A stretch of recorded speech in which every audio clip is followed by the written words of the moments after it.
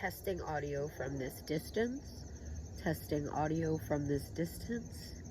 Testing audio from this distance. Okay, I think that's good.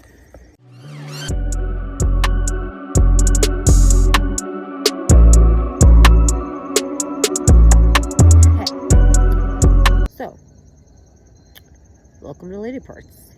I made this channel pretty recently, actually. Mostly with the intentions of reaching a larger audience for the sake of fixing my car. I've probably had this car now for 5 or 6 years. It's a 1998 BMW Z3 Roadster. It is identical interior and engine-wise. It's got an M52 to the E36. Mine is a 98 2.8 liter. I have custom K&N intake and a Scorpion exhaust. Other than that, everything else is stock. The majority of the time that I've had the car, I bought it in 2019. It has been sitting. It had some driving on it. I bought it at 89K. It's pretty much still at 89K. Maybe 90, maybe. And it has some wear because of it. I don't have any rotting, I don't have any rust. I do plan on reinforcing a lot of stuff. I plan on doing rust protection. I think that's going to be really important because it's already a 20-plus-year-old car. I will record all of that.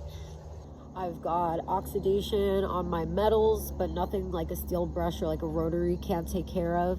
I am dealing with electrical problems. As far as I can see, just as far as I can see, I don't have any damage to my actual wires. Like, my harness still looks okay. I tested all my fuses. All my fuses are okay. I tested all my accessible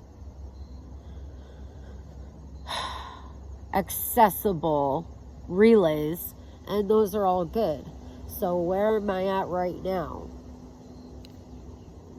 Right now, I just recently took off the front lower, let me rephrase that.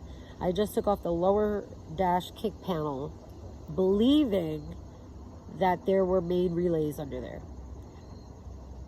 I can't find them. There's a piece that I'm looking at.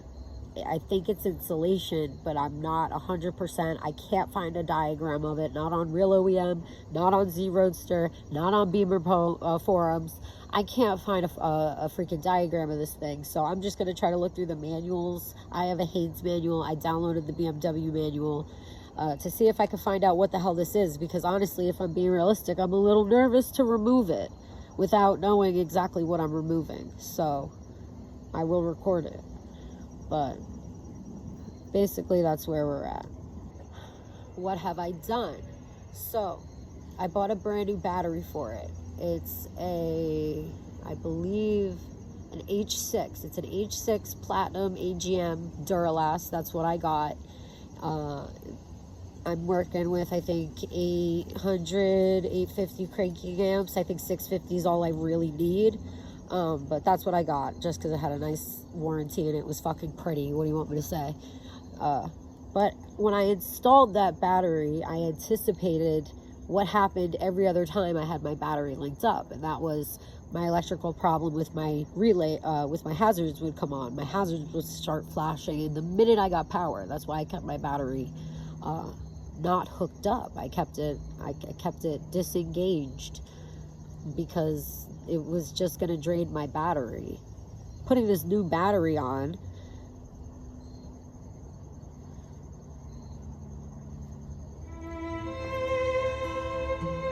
that's not what happened, unfortunately.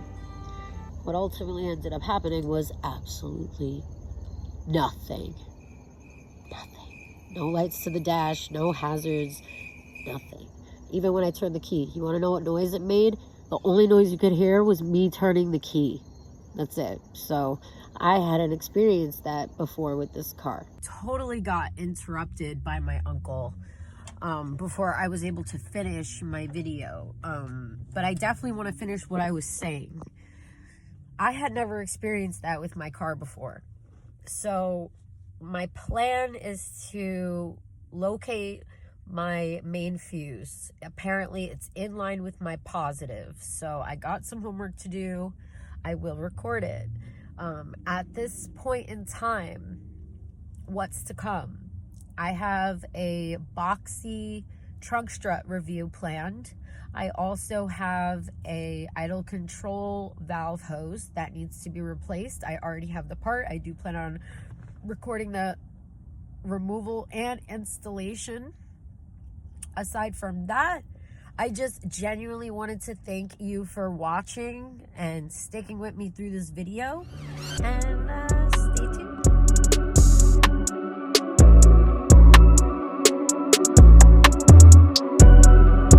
So you gotta be serious. People won't take you fucking serious if you're not serious.